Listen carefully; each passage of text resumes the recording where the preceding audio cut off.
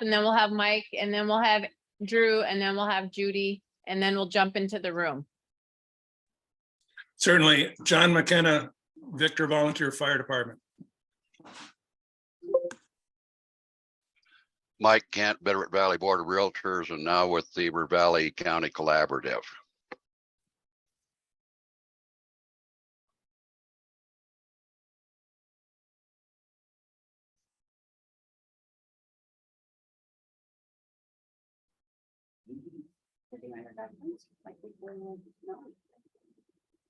Go ahead, Judy. I don't know where Drew's at. We'll try to catch him. Oh, Oh. my apologies. I'm here. There's Drew. I'm here.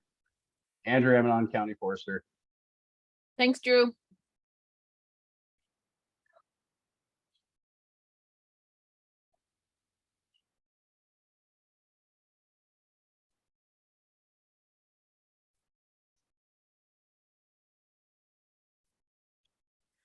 Judy Anderson, private landowner. Thanks, Judy. All right, Anna, do you want to go?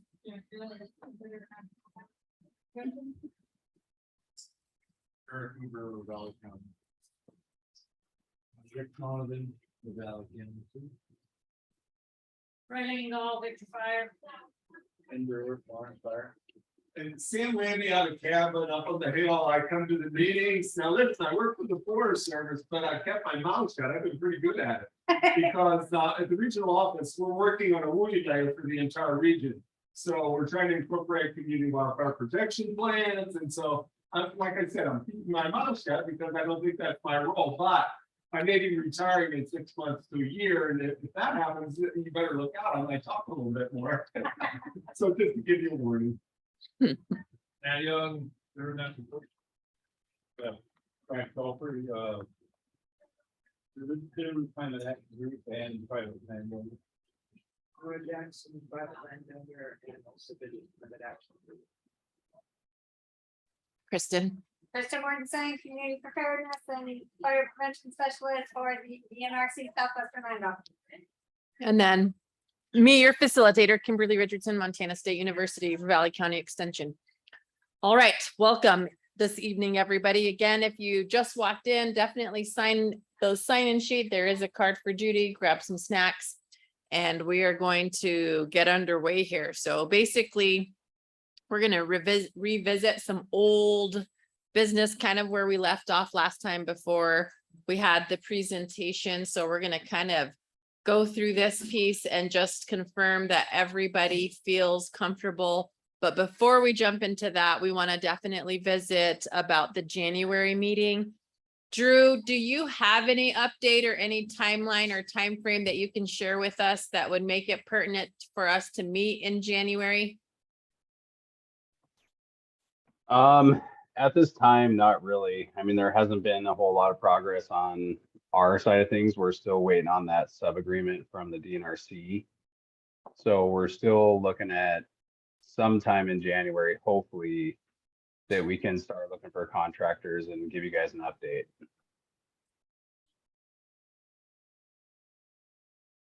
So do you have any anticipation of, would there be a surprise and you would get confirmation or any update prior to that if we decided to not have a meeting in January? I mean, there could be. I just think with the holidays coming up and hunting season, things have kind of slowed down quite a bit. Obviously, if there was some pertinent information, I could send out an email to everybody that's on the council and keep everybody updated. But I don't foresee that happening. I'm still waiting on an email from Julia Berkeley as far as the sub agreement goes. So I'll let you know as soon as we hear something. Perfect, Drew. Thank you. I put the feelers out too. So Okay. if they're, if it looks like they're going to have something before the holidays or by then. Well, the January meeting is the 3rd. Mhm. That's right after the new year. People are coming back from leave and if, maybe if we were to get something through, it would be towards the middle of January, I mean, we would have already had our meeting anyways, so What- taking a, either Mhm. taking a meeting off, taking a month off, or pushing it back till January 10th. Yeah. I mean, we're still basically in a holding pattern. I mean, I can't make anything happen until I get that agreement from the DNRC. So once they get that to us and the commissioners have a chance to look it over, I'm working with Eric Hoover. And once we all have the opportunity to look that over and see, you know, what that entails and everybody signs off on it, then we can kind of start the process. But we're still looking at, you know, 4 to 6 weeks probably after once we get that agreement. So we're still looking at sometime in January, probably not by the 3rd. I'm gonna make a recommendation that we cancel the January meeting, and you will not have it in January 10th, because that's the 4-H club meeting in here. And there are about 40 4-H members, so yeah, we can't compete with them. So, They're kind of small. but- yeah, they are small, they take a lot of room space. Oh, you could take your mouth. Yeah. So anyway, the Yep. 10th is, the hall is not fit. And the other thing that it makes it really logistically difficult for Anna and Judy, because if we push the meeting back, then they have less time to prepare for the February meeting. And we figured that it might be nice to give everybody a little reprieve, everybody be traveling or spending time with family and friends and enjoying the holiday season, and just kind of without anything super, you know, urgent. I think that we might have that opportunity to just not be dark in January and then come back in February ready with hopefully some CWPP updates and some action going forward. So in good faith, as we decided, and we'll revisit this in our agreements, but as far as consensus, so there are many different ways that we can vote as a council.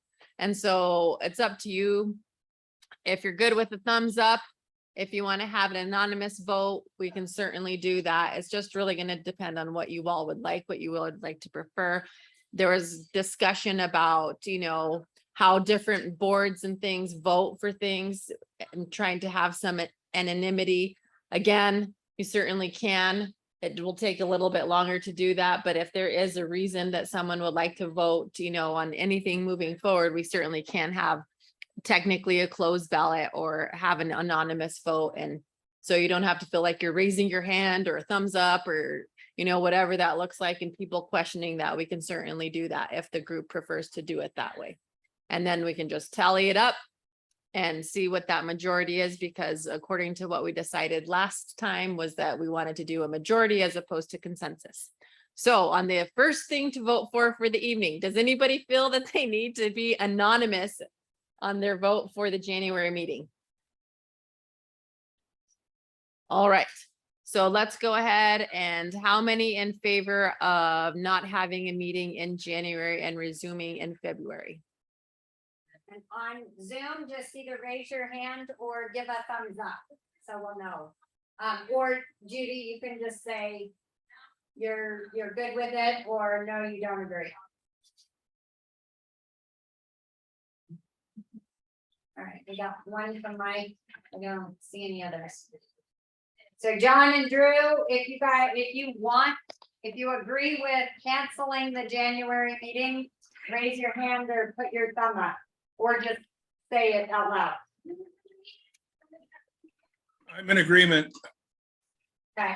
Oh, Drew said he he agrees. He's trying to find the thumbs up. They move. They might be under more. Yes, You're the good, dot, John. dot. All right. Chat is fine too. I can see it in chat. So that's majority. So we will go ahead and not have a meeting in January and enjoy the holiday and then resume February. Anna, what is that? Let me pull it up here too. Oh, it's Okay, so it'll be February 7th. Yes, Yeah. December the 6th in December. All right, with that business taken care of, let's go back to old business and clarification on decision making. And was able to put some slides together in Judy. And so we're gonna just kind of discuss these bullet point by bullet point. And again, so now I think, did we say last time about having that be like January the 1st, as far as like when your contract year starts, so to speak? So a voting member must have 20 hours of participation each calendar year beginning in 2023. So everybody's still okay with that designation? Zoom folks? Thumbs up. How about maybe we just have them, if there's a dissenting view, they just voice it. We do that, that might be faster. And then participation hours may not be rolled over to subsequent years beginning in 2023. So that sort of means that everybody that's participated at this point would be able, like we'd be able to look at that piece, and you would technically, based on the efforts that you've already put in, you would, be able to meet until, be able to vote rather until 2023, but nothing's going to carry over at that point. Once the contract goes through, then it's sort of like a clean slate beginning again for everybody that is a voting member. Is that good? Excellent. Zoom looks fine. All right. For 2022 only, anyone that has accrued 20 hours of participation or attended at least 50% of the meetings, which would be 6 meetings, is eligible to be a voting member. And so pretty much everybody in here, I think, is pretty close. I visited with Anna, and there is a way for us, if the group is insistent on knowing, who is eligible to vote, we do have the sign-in sheet, and we can certainly go back, and we'll just give Judy and Anna a little bit of time, but pretty much most of the folks that have been here would have that voting right if you fall into a voting member. So obviously agency folks, that eliminates you and some of the other stipulations that we agreed upon. Is everybody okay with that? No idea. So, yeah, so let me break this down. So what we're looking at, because obviously no one has 20 hours of participation. No one really knew that they had their 10 or get all those hours. So for 2023, for voting members, what we've done is pulled all the folks, the meeting attendance from basically a whole year. So we're looking at For 2022. for 2022. And if you've attended 6 meetings, which is half, then you would be a voting member for 2020. I'd like to be a voting member. I have no idea. Yeah, if you're unsure, I can tell you, pretty much everyone in this room and online would be voting members. Frank and Sam, you're at 4, but if you attend the next 2 meetings, which you've attended this one, so you're 1 shy, if you attend the next meeting, you can be a voting member. Otherwise, everyone else in the room and on Zoom have them. You and I have some hours. Yeah, so that's, we did talk about that, we just don't, 1, we don't have it documented, and 2, we can talk about that as a council, how many hours are we gonna say that folks approve? No more than maybe. I think there could be some discussion, Frank. I think you've got hours that you would. I've got enough meetings too, So we can have those side conversations too. I think you're close and you're right. You've done hours outside of council meetings. So there's. And your co-chairs sort of had the discussion that we felt that going back a year was plenty retrospectively, and then now moving forward with the new contract coming in, that then that could be, that accountability and that tracking could be a little bit more specific, so that there would be, those hours accumulating, like especially if you did CWPP hours with Drew and that group, or if you did education and outreach with Judy and went knocking on doors or holding the site visits and things like that, that there would be a way to track it moving forward as kind of like a little log sign-in sheet of how many hours. This year's hours count for what he wants to. Only the, yeah, only the. Because we're behind the year. Will that, so, will 2023's contract be for 2024? No. No? Yes. Right, oh, yeah, okay, yeah. We're behind the year, so Right. whatever you did this year counts for voting rights. Whatever you did in 2022 counts for voting rights 2023. Right. Whatever you do in 2023 counts for voting rights in 2024. Yeah. Does that make sense? Yeah. Yeah. And we'll have a, we'll get there. Talk about find out. All right, so for 2023, all members will begin accruing new participation hours for the 2023 calendar year, requirement of 20 hours starting from 0.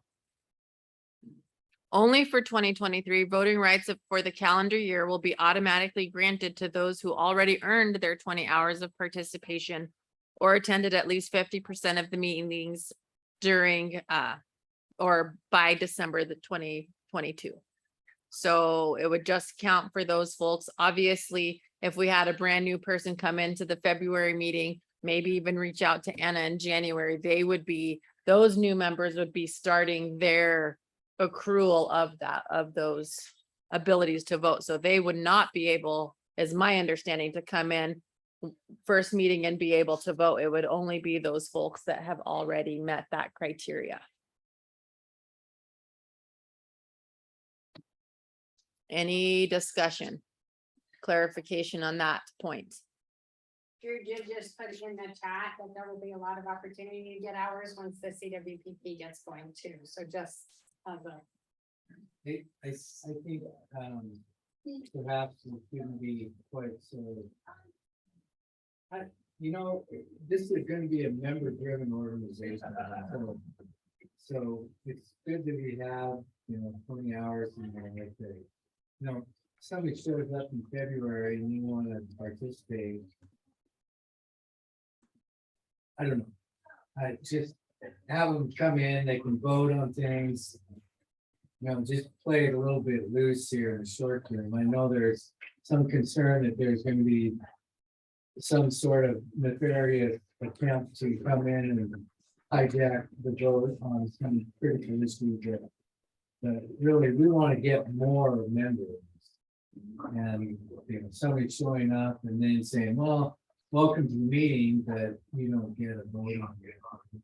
Yeah, we're glad you come, but you can't say anything we do now. So, that's gonna turn everybody off on the spot.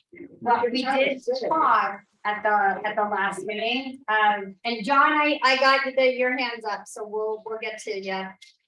But we did mention, or we talked about at the last meeting, that they could like begin their accrual and automatically have voting rights for that year if they sign the commitment.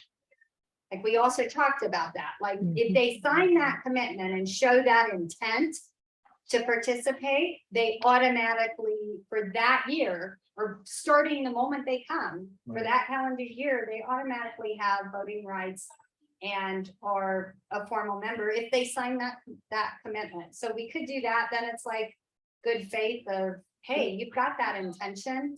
And if they don't uphold it, then that next year they don't, they lose the voting rights and member rights. So we could do that as well.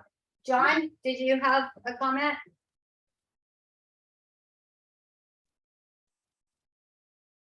You're muted. Yeah, I forgot what I was going to comment on, but I'm reacting to the discussion about new members joining next February and automatically having voting rights. I just don't feel that is, it gets into murky gray. This should be pretty much a black and white issue. I mean, they're welcome to attend, express their opinion, but when it comes to voting, I think that we could maybe show some latitude after they've been on board and have accrued, maybe 50% of those hours. There might be some latitude, but just to create an open door, I'm not sure that that's the right way to get things done. I think it just could end up really complicating, slowing down the process. What we said, a minimum of 3 meetings before you, they sign your contract, but actually show up for 3 meetings. Yeah. That makes more sense. Yeah, but that's doable too. That's doable. That's more, makes more sense. Nice happy meeting. Yeah. Yeah. What do you think about that, John and Rick? Like, I just think that, somebody comes in, they want to be a member, they sign the contract. Welcome to the group. If we get to the point where we have 200 members of this, and I mean, Yeah. that would be awesome. That's the goal of a group like this, is to get as many community members Right. involved in the process as possible. And if we don't have something like that, then that means that we will have no new voting members next year. right, That's a good point. That, it would just be people can done or. Work But for are 3 they gonna meetings. know what they're voting on if they just come and show up to the meeting for the first time? Automatically, they sign a contract and we're letting them vote on things that they may not be educated or. We educate them. We welcome them to the group. We explain to them what they're gonna be voting on. And If they're invested, if somebody gets and comes here and they're invested, they can say, yeah, I'll come around for 3 meetings and then I can do enough. It just seems like it's an expression also saying, yeah, I'm mature enough and I'm invested enough in it to hang out for a while. I mean, it's possible there's some significant decisions that could be made within this domain. It just seems to me that to have somebody come in and just say, well, I'm trying to contract it and right off the bat. And we don't know how invested they're going to be. They sign a contract, then they make that. They get a very something that they don't have grounding in on that first night. I wouldn't be comfortable with it. then they wouldn't be they wouldn't be at a meeting, they wouldn't be there to vote. Only attendees are to vote. Remember, we haven't vote by the name. You show up to the meeting. You vote. Try and get as many people into this group as possible. I'm not, I mean, I like the idea of growth, but I'm not invested in growth for the sake of growth itself. More invested in the idea of growth, of quality, and more than I am in growth of quantity, I guess. The people that come are invested and have some and gather background, they gather some insight into the dynamics of what we do and why we do it. So that's just my thought. Anyway, even in the military, you go to boot camp first before you get to do anything else. And that's you always have some type of investment that you do for anything that really has some depth to it. It's just my something. An extension, we call that having some skin in the game. Yes. And it does make a difference as far as your participation folks too. And I mean, that looking at it as council as well. I mean, do you want folks that are just going to come in randomly one night and vote, which could has the potential to throw off that majority of something that you all have worked on for 3 months? And you got to think about being okay with that. Or would you rather have, again, less quantity, but folks that are really invested, that are really being part of the teams, being willing to give that 20 hours, going forward on in whatever capacity. And I think that's, I think both arguments are valid, but I guess it really, again, depends on how you want the council to really look.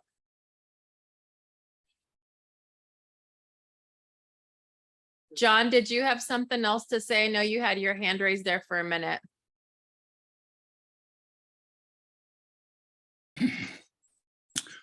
Well, I still maintain that like you said, I think we want people who have some skin in the game and have a commitment, not just by signing a contract, but by actual participation and effort. And, you know, attending a meeting is one thing, but providing service and helping out with events says a lot more about a commitment than simply attending a meeting.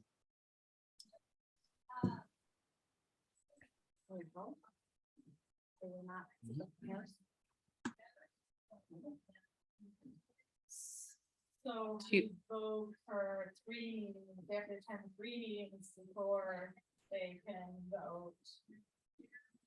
Become a voting member. Or John's even saying. He wants to see more participation from, John, what would you recommend then? Instead of attending meeting hours of participation? Well, I think it could be a combination of meeting attendance and also, you know, maybe it's a 50% commitment in terms of 3 meetings and 10 hours of participation that would give them some, you know, some voting right, whether it be, you know, a Class A vote or a Class B vote. There's that option too. I don't know, that's going to be splitting hairs. So, but I don't know, that's just my feeling is, you know, signing a contract, but demonstrating commitment by participation, at least to the 50% level. I think would make me feel a lot more comfortable that they're there to advance the cause of the group and not just because they have some own individual personal agenda. We're seeing a lot of nefariousness in our public. I just want people showing up, but there might be. Drew has a comment. He said, I think right now the folks who are going to be members know who they are and they continue to show commitment to the council. They should be the foundation of the council. And then Mike agreed with Drew saying foundation and leadership. Might also need to look at the possibility of bylaws. So that's, yeah, probably definitely in the future, but yes, I think we'll have to, Mike, you're probably right, but maybe not right now. But Can we maybe vote on the 3, let's see where everyone's at with the 3 meetings before they can vote. The 3 meetings, I think, basically is a good compromise because it's not the whole thing and it doesn't necessarily pigeonhole someone into, you know, choosing a team and doing those hours of participation, especially if they don't really know what they're getting into. That would give them plenty of time to understand what the group is doing, what the council is about. So shall we vote to see if the 3 meetings is enough to be able to have voting membership in 2023 with the contract? Okay. Thumbs up here. So it looks like possible majority in the room. What about online? we're voting on 3 meetings with the contract, no extra Can- participation. So Can you we're- repeat that, the 3 meetings for what? When is the cutoff for 3 meetings? Is that in 2023 or? It doesn't matter. So from the time that They they begin. show up, yeah, if they want to be a voting member, then they sign their contract, but then also need to show up for 3 meetings before they can vote. No other requirement for hours, but just those 3 meetings. So that's what we're voting on. So non-consecutive meetings, they can just show up to any 3 meetings throughout the year? Yeah, they just can't vote until after they attend that 3rd meeting. So if they want to attend their 3rd meeting in December, that's kind of silly. So, but yeah, Also, if they showed up for that 3rd meeting in December, they probably aren't gonna get voting rights the next year because they're not gonna have enough. hours. right, exactly. We're gonna have to wait Next time. Yeah, yeah. But we also could I mean, we're a small group. We could say, hey, for you, we could I'm sure we can make it sense or not. No, it's not. But we can also, if you can't attend meetings, do some work. Yeah, Mhm. No, Yeah. it says 20 hours or attend 50% of meetings.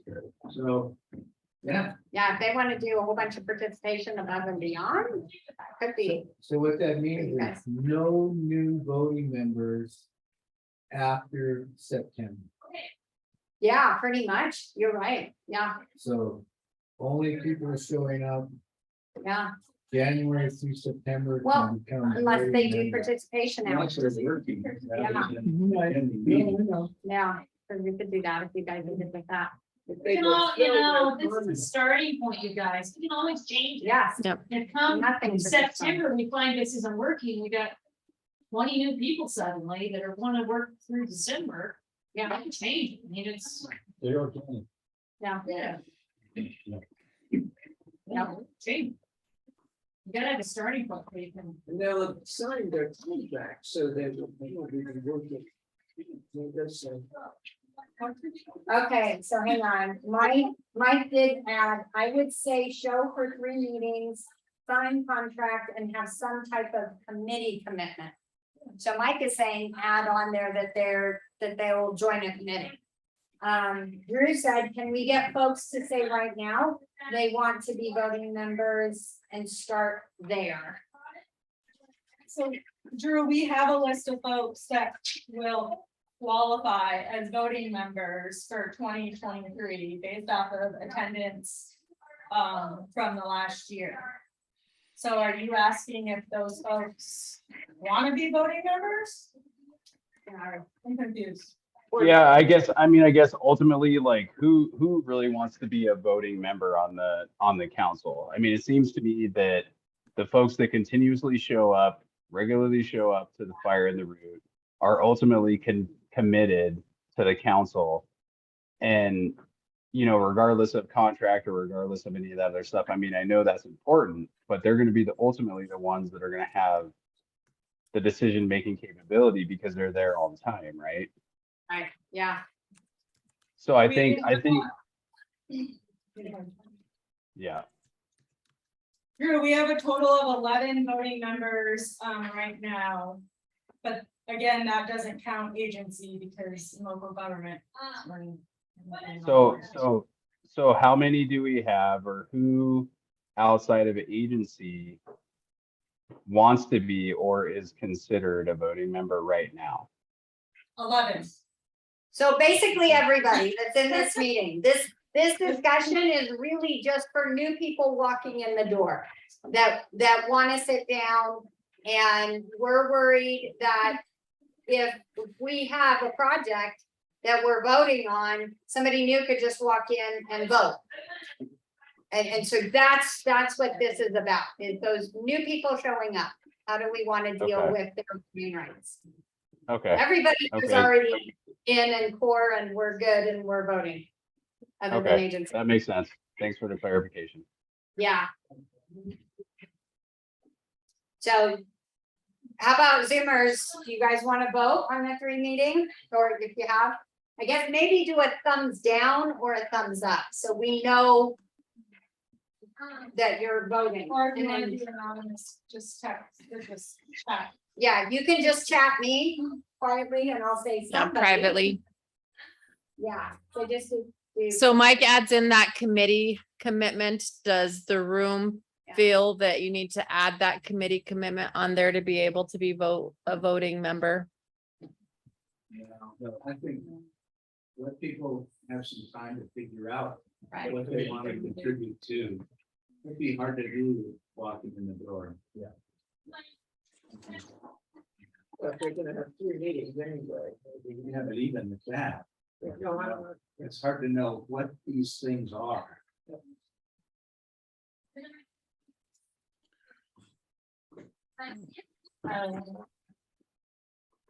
So. Are you okay with that, Mike?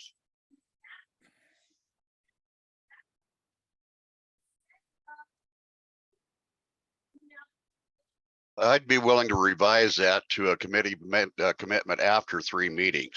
But if it's just 3 meetings and they show up in February, May and September. And don't know what we're doing, I don't think that would really, that needs to be qualified as a voting member. They wouldn't be a voting member for the next year if that's all they did. Yeah, they would go, they could probably go in September, December and then be done. This is gonna be a rolling call. Because people are gonna come and go from the council, and whether it happens next year or happens the following year, some of them roll in February, March, and you know, wanting to do, so it's gonna be this continuing. I guess I'm having a real hard time with it, period. Because we don't have funds, we don't have any money.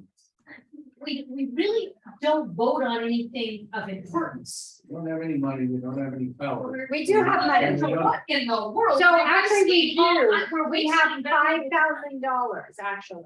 So we do, but I hear what you're saying. It's like, we're Why are splitting we hairs wasting- over an issue we yeah, don't why have. are we wasting our Right, time? right. We've got more important things we should be working on, Mhm. like going out and recruiting members. So we have this issue. Just remember, we're not looking Yeah. for perfection right now. Right. Evolve. It's a- Well, it's not that big of a deal, personally. Yeah, We're spending a tremendous amount of time on these. there is the issue though, if we are asking people to sign any sort of commitment or contract, they are gonna have those questions. I would, if I'm putting my name down, I wanna know what I'm signing up for, and I will have those questions. So, like, if we're gonna do any sort of contract, it has to be explained. It has to be clear. So I guess if that's the step we're going, which I don't think it's a bad thing. You know, but then, I think like Sven said, it may not end up being the right decision, but you just need to start somewhere. yeah. I like the idea of just the 3 meetings and not necessarily a committee. If we find that that's a problem where they're coming up, 1 month on, 2 or 3 months off. Yeah. Then let's change. Then change. Yeah, there's also the logistics of somebody has to be tracking all of this. Yeah. So if we make it too complex. Anna or whoever our back is going to be, and Judy might just beat us all over the head. So, Well, I think Mike made a good point about a commitment, and perhaps we could consider it a commitment to a committee as being a probationary commitment that doesn't necessarily tie them into that committee for the duration of the year or whatever their contract terms are, that they could test one committee, and if they find it's not quite to their liking or their interest, and they find something else, I think that's a commitment, a committee commitment that could be easily modified and changed. But I still think it's important that people have a commitment. And like Mike said, they come in February, May, and September, there's their three meetings, but they haven't done anything else. So I think some sort of commitment. I But John, in mean, order for them to vote for the next year, then they would still have to have their 20 hours of participation in. So it would be up to them to work hard to get that 20 hours and really commit to be a voting member for the next following year. for the following year, yes, I agree with that, but So they would be attached to, they should be attached to a committee after anyways. If they're actually gonna be fully committed. right. In the worst case, I guess what we're looking at. is- Lee Claire available, station transporter with me. If it's only 3 meetings, is someone could vote in, let's say by September, they have 3 meetings, they could vote for the. But at some point it's gonna be evident, they're not gonna make the 20 hours. I think then you maybe have a little discussion with them and say, what's going on here? Well, and I think it's important to remember too, is that you all decided to have majority. And so that makes a difference too. I think that given as small as the group is, because there aren't very many of you voting members that are able to actually vote. And so I think, the 3 meetings attendance is probably a good starting point, and I mean, truly, best case scenario, we get new members in, they come to the February, March and April meeting, they're ready to vote in May. And at that point, you know, to continue that going, they would still have to be a part of a committee. They'd have to join in on some other realm, because as to be able to vote the following year, you have to meet that piece, and you can't do that meetings alone.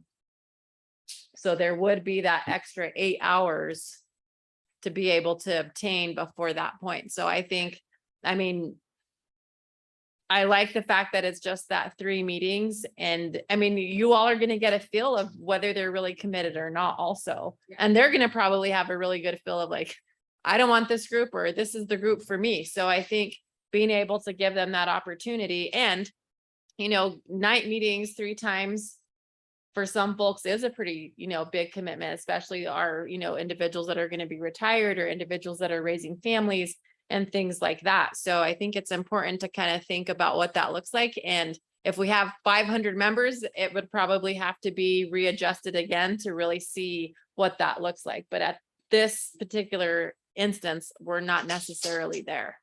So based on numbers in the room, you do have majority to go with the 3 meetings if that's what the group would like to do. There is the reminder too, nobody has to sign the contract. They can just come and be a part of the discussions, right? So it's like, we're not forcing them to sign the contract. We're just saying, if you want voting rights, if you want a voice in any decisions, this is what you have to go by, but please come and sit down and be a part I mean. of it too, right? So. You know, All right. actually, I mean, it would grow. And eventually you probably want to either have a committee or a subcommittee of 2 or 3 people that would be the membership committee. They take Yeah. a look at what's going on, Right. how it needs to be tweaked, how it needs to be encouraged, discouraged, as the case may be. And take it from there and realize that. Yeah, we're, like everything else, just exist, we're a work in progress. And it won't take a ton of bookkeeping to keep track of the revenues. You know, if you get to 100, then it's nice. Yep. So I guess, I mean, is this, well, okay, I'm saying this. Does Yes. anybody want to change that? So does anybody want to change from the 3 meeting attendance and the contracts to be able to vote in 2023? For any year, like for right now, right? It's just, and whenever you show up. All right, so the majority has it. So it will be the contract with 3 attendance, 3 participations at 3 meetings. Okay.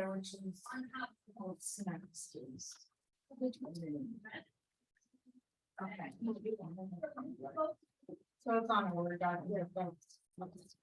So here is a sample of the contract. Mike, can you give me a thumbs up if you can see the fire and the rec council membership commitment contract? If that's what you're doing. Awesome. You're good.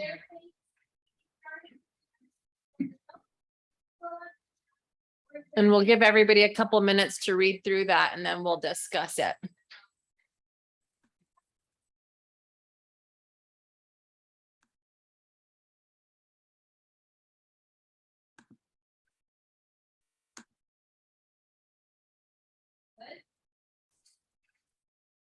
This was sent out in the newsletter too, so everyone has it.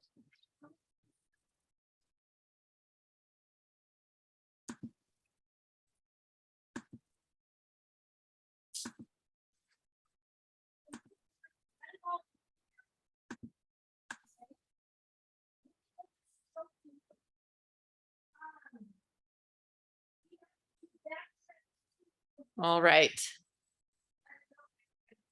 Comments and discussion on the contract as it reads. How would the failure, okay, the failure to meet these requirements will avoid any right to vote on council business for the remainder of the year. So since we're doing it essentially a year before, For the next year, for right? the next year, I'm not sure, I didn't quite understand what that. We got me here. Yeah, Yeah. yeah, that's. Okay.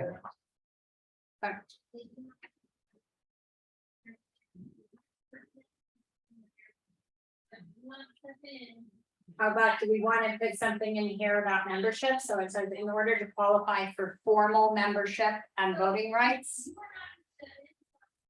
So that we can add in that membership label, I guess, and that helps us determine who's a member and who's just observing.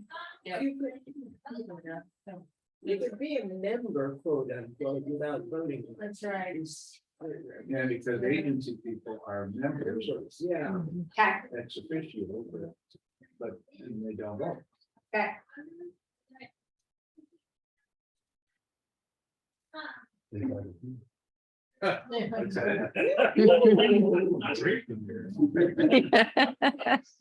That's right. We gave up our voting rights for something.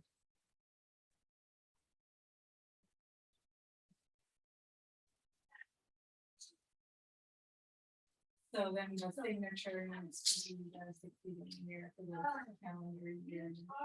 Or so it's gonna be longer for the next year. Yeah. Well, we want to add, we need to have the 3 meetings and stuff in there too. Mhm. So, and we could almost say too, like, we don't necessarily need the decision date, right? We don't need when it was decided. Can we just say, in order to qualify for voting rights on the fire and the root council, prospective voting members are asked to commit to serving a minimum of 20 hours of active involvement in a calendar year. And then here we can say for. Wait, because we have to put that this is the next year. Ugh, we made it complicated for ourselves. Yeah, maybe simplify. Right, it was, I mean, you're welcome to be a member, participate all you want, right. up to the point of voting. We don't even need to sign a contract, really. So I think that's a good thing. You know, you can come play with us, but you may not get to get the rules. That's the follow.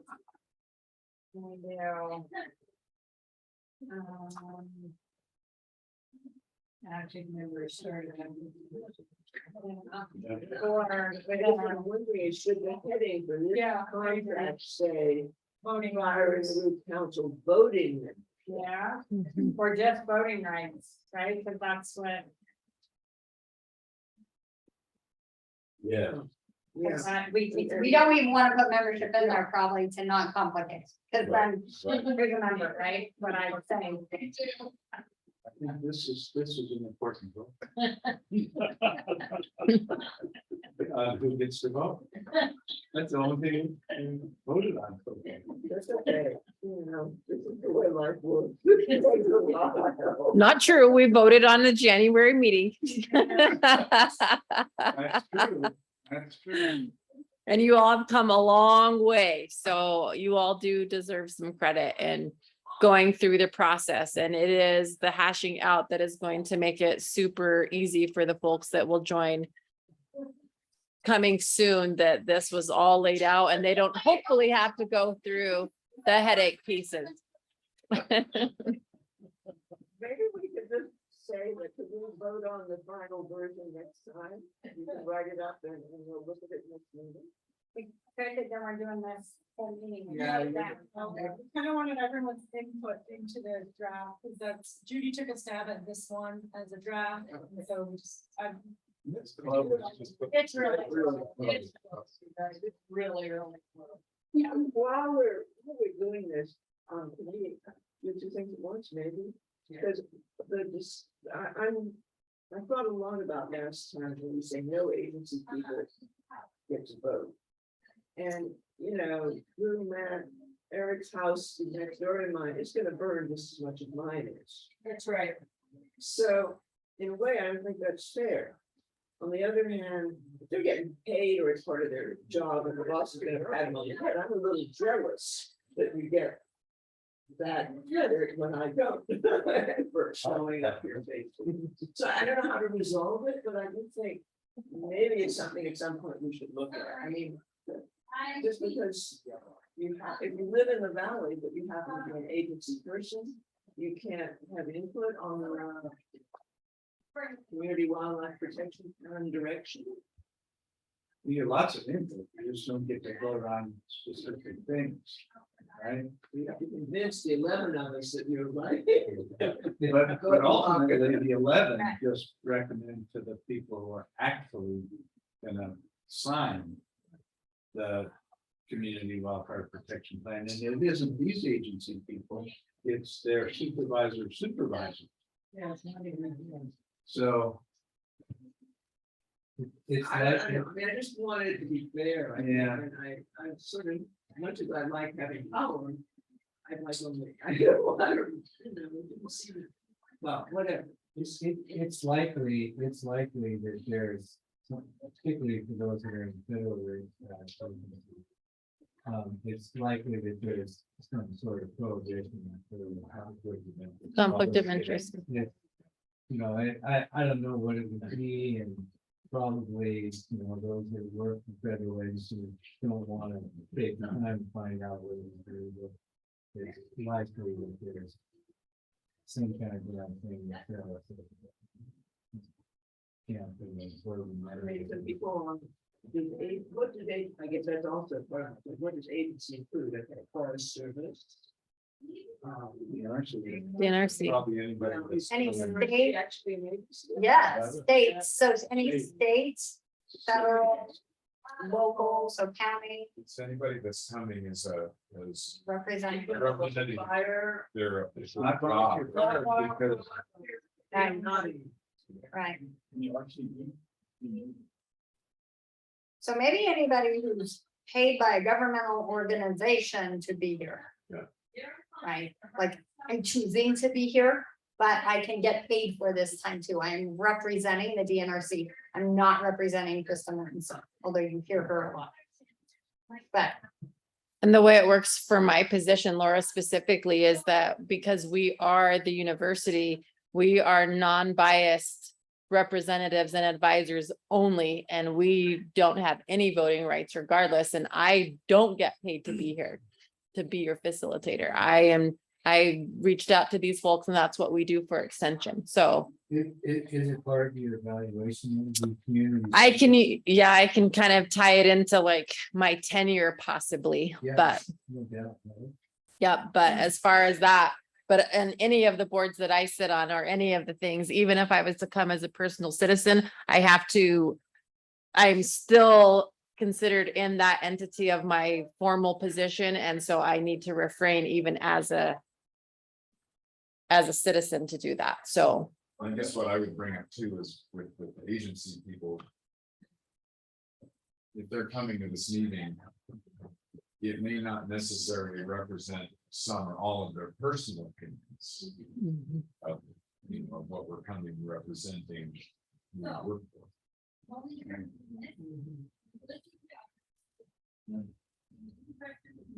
Well, I don't know. I mean, I truly don't have any sort of agenda in this, but and I think it's easy to construe that, you know, some of the ideas, because we are formally educated within the different entities that we represent, that we could be pushing our agenda based on our branding. So, I mean, like, there's that whole piece. And so it really is a very fine line to walk that I think most of us would. I mean, I'm going to speak for myself, but if I was in the shoes of the agency, I would be refraining. I would prefer to stay as an ex officio member with no voting potential.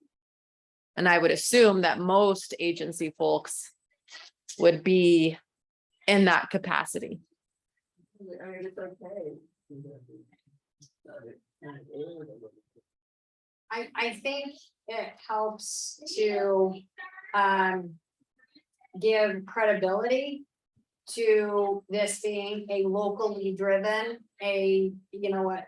more of a, obviously non-governmental organization, right? If we have voting power, then it's not as much of a grassroots organization, and I'm okay with it because I still have a voice, like, you've heard, and I will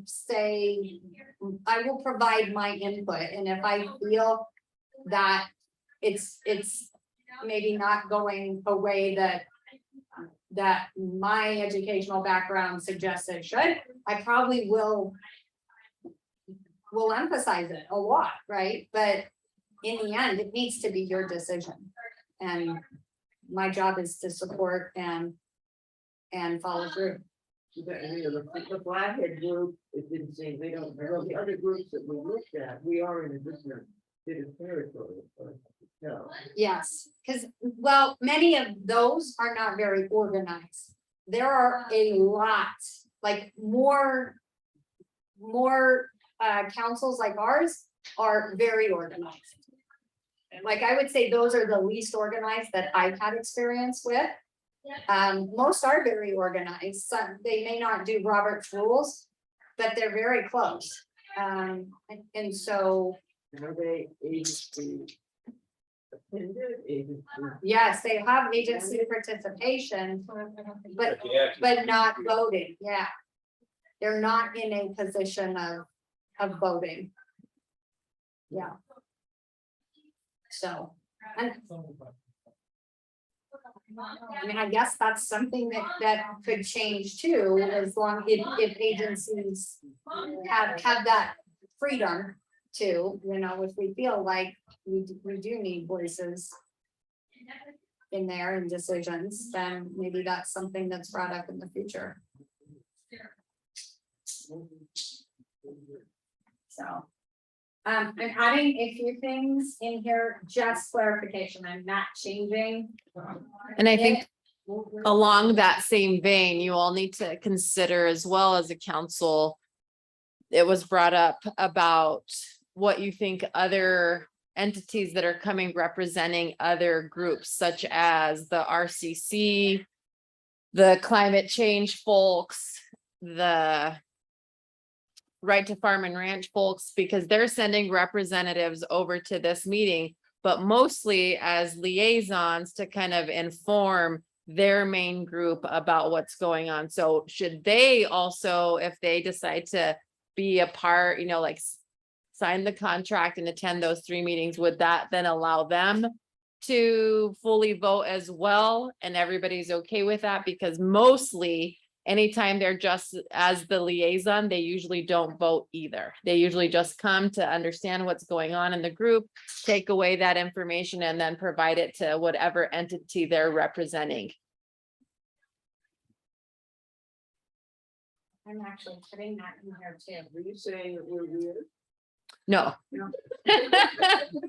It's basically your decision. I mean, you could certainly have them, if they met, the criteria that you all set in place and they signed the contract as representing those groups. And they also, participated in the 3 meetings like you have stated, then, I mean, technically the way it stands, even though they're representing the Right to Farm and Ranch or the, Ravalli County Collaborative, they would be able to still vote within this group based on that membership criteria.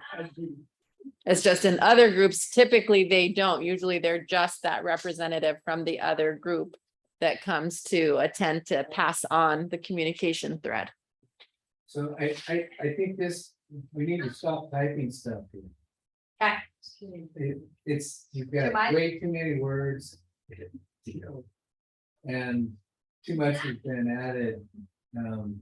Nobody's reading this one. Right, yeah, so read it and talk. And like, what do you guys think? I think go back to where we started 10 minutes ago and start removing things from there. Okay. Instead of adding things. I don't. Right? And the two bullets are gray. I'd get rid, in the second paragraph, I don't see any point for that second sentence. The purpose Right. is, Yeah. purpose is to, It's really like trouble. yeah. Here's my thing, if I'm walking in. And they tell me I need to do active participation and I'm signing this, I wanna know what that means. Like, that's what I was adding, but Well, then we we tell don't them, have to. then we tell them, this is not, we're not signing a contract to.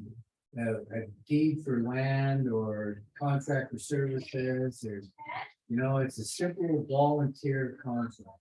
Okay. And I say, just keep it simple, people have questions. Then, we talk about and explain to them. Okay.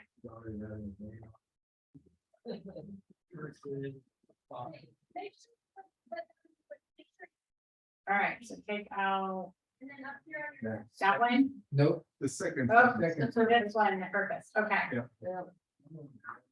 Okay, oh, yeah. So that- That's it, right there. Short and sweet. Short and sweet, good point.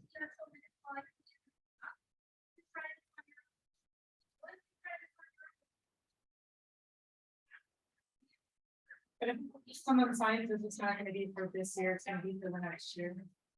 Well, oh, yeah, Well, so I guess that it's- kind of, and intend to pursue active involvement if their calendar year ends and potentially next. Potentially. I could just say, my signature, I understand it's kind of intend to pursue active involvement, period. And then you don't have to worry about the, Or active involvement with fire groups, No, that's good. Is it an intent? intent yeah. Where? after commitment and intent. Mhm. That's right. Intend to. pursue. My signature below. and Commitment. And And intent. intent.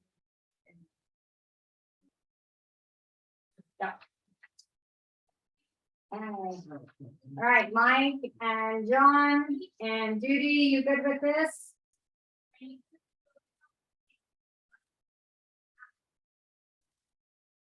I'm good. Okay, John has thumbs up. Judy, are you good?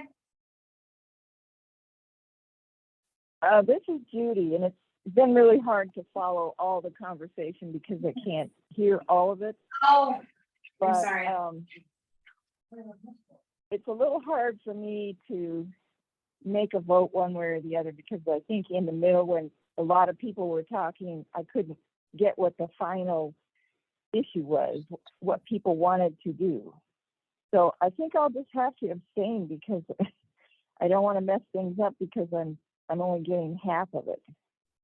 Oh, I apologize, Judy. So what we did is essentially kept the contract the same, but we just added in that new 3-month or the 3-meeting qualification for like that current year.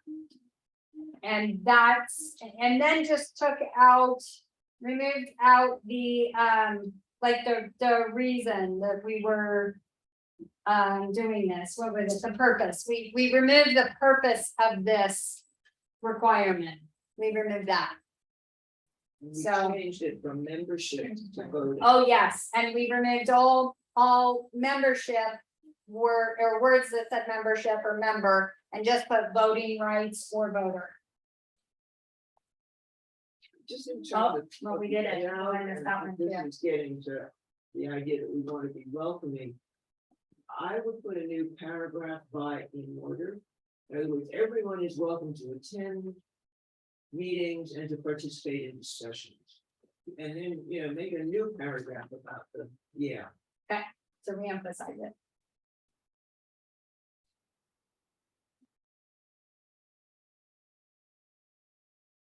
Well, it's Judy and this is Judy and I'm sorry, but I still am not getting it all. So I'll just have to, Anna and I have talked a lot and she knows where I was headed. So Anna's for it, then I'll go for it. But it has to be on that basis because I can't hear it all. Okay, All right, everybody happy with contract as it is? Okay.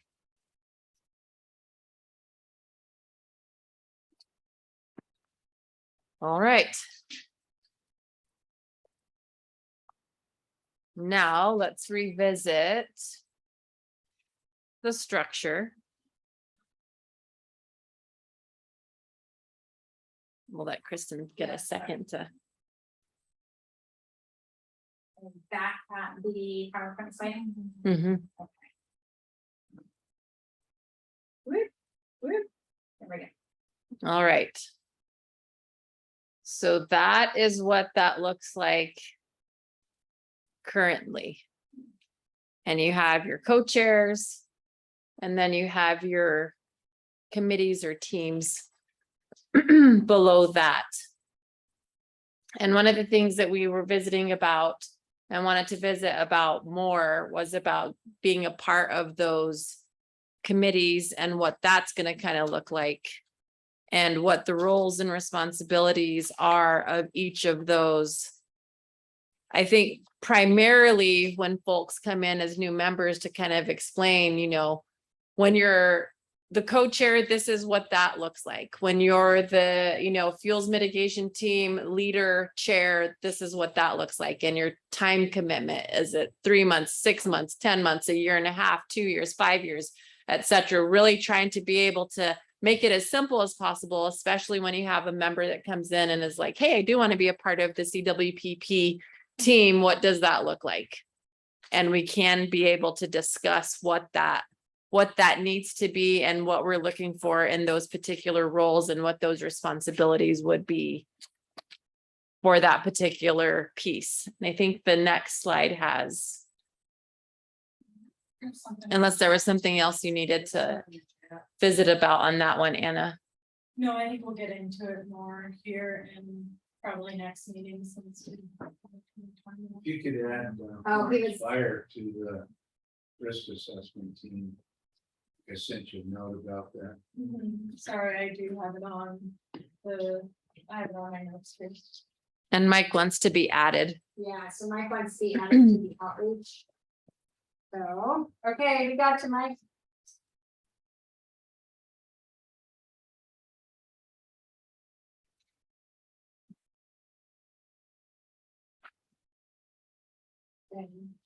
So really, right now, I guess, while we have this slide up, I'll just say, you know, the CWPP team is really something that the county is going to be selecting their team. So right now, as it stands, we're not working on, like, that team's not currently working.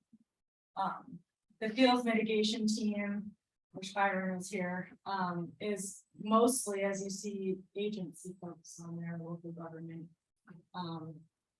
That team can really be whatever the council wants it to be, but I think that's what we're gonna get into next, is really deciding what are these teams and who wants to be on them, who wants to be the lead, what are the roles and responsibilities? Because now that we have these hours of participation, where do folks wanna be? So again, that education outreach team. We've got projects, we've been working on things, and then the risk assessment team, which has also been pretty active. So just a reminder that those are the teams, and if we feel like the council feels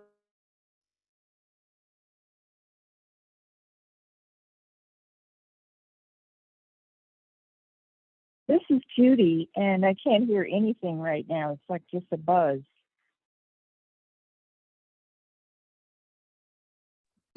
Hang on, we lost Zoom for some reason and it just rebooted. So sorry, guys. Okay, can you hear us now? Okay, sorry about that. Mhm. Yes. Yes, I can hear you now. This is Judy. thank you. CWPP team. County will have a team. of people, or will lead a team of people that put that together, and it'll be all the people who will ultimately, and organizations that ultimately sign it. Yes. But the council might have a team internal to the council working on feeding into that. And so I'm not sure how those logically overlap, you know? Yeah. You don't want the same people from the agencies.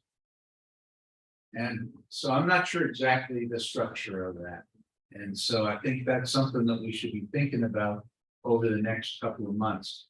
We obviously don't want to, well, I don't want to jump into this now, but I do have that question for a month or two down the road. How does the council provide organized input into the team that's actually assembling the CWP?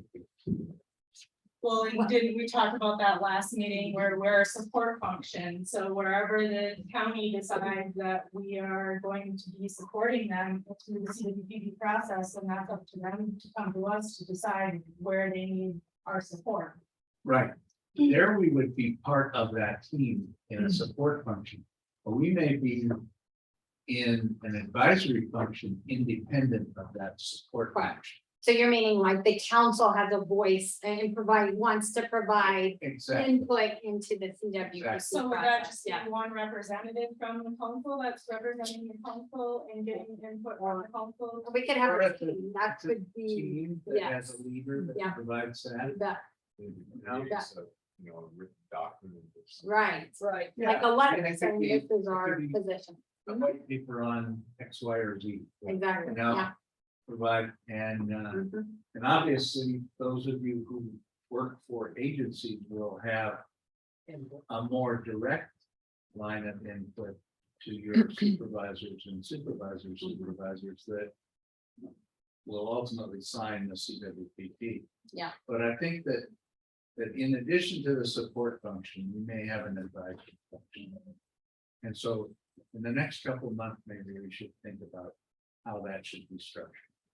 So what I would look for is a description and the scope for each of those teams. I'm kind of blind in terms of, you know, what are the roles for those teams and so a description and just a scoping of what they, in the authority. Yeah, I mean, a very simple charter for Yeah. each team. So would we've be got very roles and useful. responsibilities. Very simple charter. Yeah. So we have lead roles and responsibilities, and we have member roles and responsibilities, and these are just broad for each team. They're not specific to the education outreach team. So this is something for folks, if we can get through this in the next 10 minutes, to be thinking about for next meeting, to come with an idea of maybe you want to be a lead for one of these teams, maybe you want to be a member. Team member. So we'll go, want to go through. it? Sure. That's fine there, but you know, I would suggest it would be nice to have sort of description Yeah. of what those Great. teams Okay. actually do. Yeah. And so Judy and I talked about that as well as just providing a brief overview at this meeting for all those teams. We can do it now, or we can do it next meeting. It might give Byron and Andrew an opportunity to kind of see what they're, I can say something on the mitigation team. That one actually isn't really flexible. Because it is the individuals involved in mitigation projects interacting. And so it's not exclusive, but it is those. We could still have another team that deals with fuel reduction projects, community oriented field reduction projects. But this team is not, we aren't necessarily molding this one differently than, I don't think anybody's Does that mean- suggesting that we change it. We right. just want it described. Although that's what I was saying, because Anna was saying this one was, no, I gotcha. But Anna was saying this one is according to what the council wants. And I was just saying this one is not flexible. How's that? This one's not flexible. This one can add members if there are others that are doing large introduction projects. Do you see what I'm saying?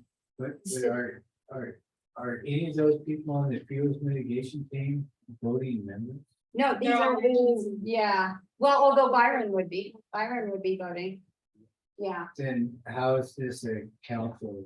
It- committee? well, it doesn't even have to be a team if we don't want it, but it's something that we kind of set up through the council to have that coordination, to get that mitigation It coordination. provides the discussion. council education. It provides the count that allows the fire and road council to know what's going on with the agencies and their field mitigation projects. Now, because we can't go out and teach and educate our community members about what's going on unless we have an idea what's going on around us. And those are the surrounding lands around our fire districts and around our projects. Does that make sense? I get that, but I just don't see how the fuels mitigation team is part of this council. I think what, If everybody on it, they're on it because it's their job. Being Well, fuels members. And we don't, we can remove it from the council if you want, because it isn't flexible, but it's one, I guess it's one of those things that kind of serendipitously came about. Because there was a need for that conversation to be, for that coordination to happen, for all of these individuals to talk and to tell each other what they're doing so that they could look for opportunities for cross-boundary work, so they could talk about barriers and stuff. And so, Are they not doing that absent the fire in the root county? We had, which is why we're pushing to round it up here. Providing an opportunity with the folks in this council that are going out to the rest of the community. To identify where those cross-boundary opportunities may exist, or at least provide that opportunity. Well, most, I guess, I'm just curious. I mean, Byron and a bunch of those are like in sync, don't no. We're trying to bring everybody in the mud building, Yeah. just to try and get even more. I think it really is something that is in the interest of fire in the route to promote that coordination. So Yeah. I think that's one reason to keep it Yeah. here, but I think what. Yeah. Ken, sorry, I'll get it, that's. But what Ken's pointing to is something we should discuss next meeting. Which is especially in relation to the county and group, and God help him should be here because he's the one who's taught the middle the most. Of how do, I mean. For example, the Planet Group was invited by the county to give its support to. They wanted community groups, so, okay, that's how we even knew about it. But what voice do we have in terms of if this is just a county thing? I mean, worst case, let's say the county wants to pay to the Continental Divide. And we say, well, maybe it's not such a good idea. I don't think that's what, but that interface, which I think is kind of what Ken was pointing, I mean, the structural people are gonna have some things that they. Where does the movie begin and end? Where does their responsibility? I mean, those are things that are gonna be really important. But how do we? As the community, other than rubber stamp something in policy. Well, that is through the public involvement process that the county drives, right? But it is required in it. And so that, But isn't that kind of what we as a council also represent, is that public involvement? we represent the council. We represent part of public. We do not represent all of Ravalli County, definitely, right? We can't. But we represent what our council voice says. That is for us to determine. We don't represent the public. We just represent our public group fire in the road. And we determine the voice of what that says. And that's actually something we had planned to talk about in the future is what is that voice? What is our message, right? Because in outreach, we need to know what our collective voice says. We need to know what our view is, what our stance is. That And should so- almost be another committee, almost another. For what? Just Well, and you all do have That a would be mission outreach, yeah. Yeah. statement. So I think like really adhering to what your mission statement says, and not that that can't be edited. But the Fire in the Root Council Yeah. does have a mission statement, and the folks that are participating within the Fire in the Root are honoring that mission statement, in whatever capacity that is. So then we go as far in the route to the CWPP, or what does our CWPP? I think- You have your ability, remember we talked last time, you have your voice. So you have Laura's voice that you can provide to the CWPP process. As the process goes along, they're going to provide opportunities for your voice to be heard That's separate from anything that happens in our council. or in our CWPP team, or how does? That is, yes, so the process is separate now because the county is driving it, right? So the county is driving the process. And they are going to say, Fire in the Road, we'd love to hear your voice, or they may not. And we say, we would love to have a voice. We would love to have some input. But they for sure will provide open avenues for anybody to provide input. Have a CWPP team, really? Well, I think Ken has a That's what really I'm good Mhm. point. suggesting is that Yes, we think about the structure of that team to provide both the service functions yes, to the interagency Awesome. team and an advisory function to the Yeah. interagency team. And obviously, the skill sets overlap a lot in that. But I think that in the next couple of months, we should be thinking about what that team, that's what TBD means to me, like by February, we ought to be able to TBD, Mhm. you know? yeah. Yeah, no, that's a really good point. And as far as the overall structure goes, there's a lot of things that meet the mission. That address the mission statement that have nothing to do with voting members. It's the function of the council as a whole, both the ex officio members, the voting members, and the casual members. And so I think that this is not a bad starting point for structure. And I think looking at, in lieu of time, we have about a minute, but I know that Anna and Judy also really want to look at having those little brief synopsises of each of those descriptions and coming up with, okay, so there's the CWPP team. What do they do? What are they? Are they, advisory role? Are they both?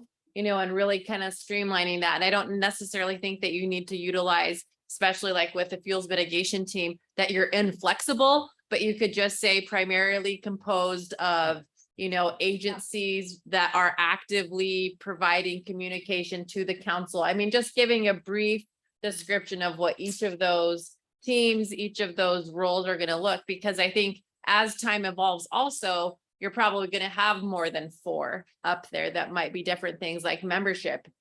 If you have enough and you get to the board, there might be a bylaws group. There might be other things that you need to add into that piece. And again, I think that you need to think of the CWPP. That's an evolving document also that needs to be updated through time. And to be able to do that, it's beneficial to have a team that's not, only dealing with the contract team and the initial getting the phase right now, it's like the county has taken the lead, but also to provide that ultimate support in perpetuity, so to speak. Right, it needs to be both implemented and revise within. Yeah. So there's an ongoing commitment. to Yeah. the CWP, It's definitely. not just, let's get it out the door and then we're done with it. Right. So December 6th will be the next meeting. We have about 8:31, so we want to again be respectful of folks' time. So we will revisit this over the next month or so.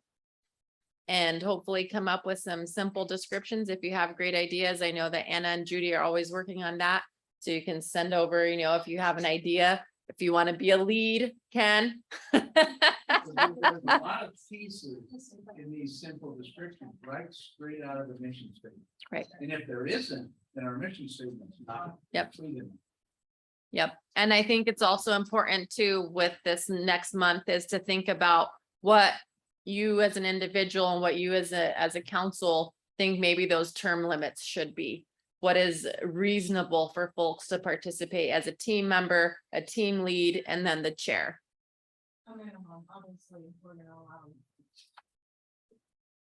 I'm trying to learn what really is the current CWP, what should we be looking at that is being updated, whatever. On one of it's 2009.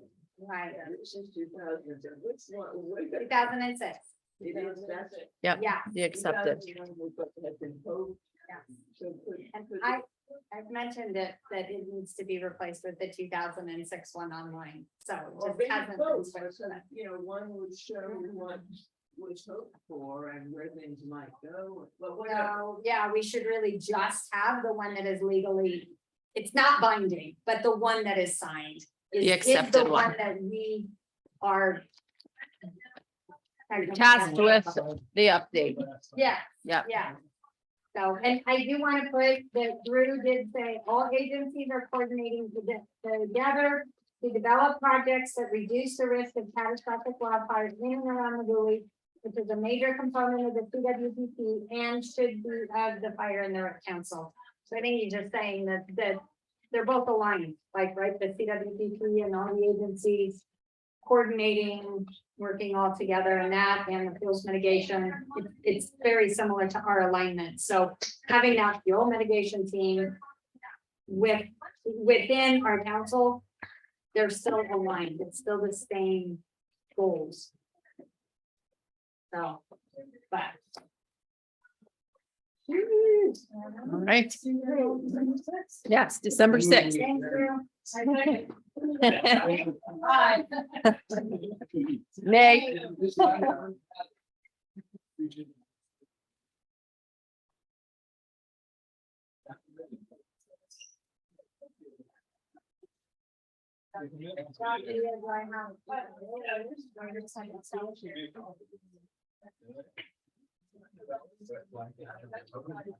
Perfectly well. It seems to me,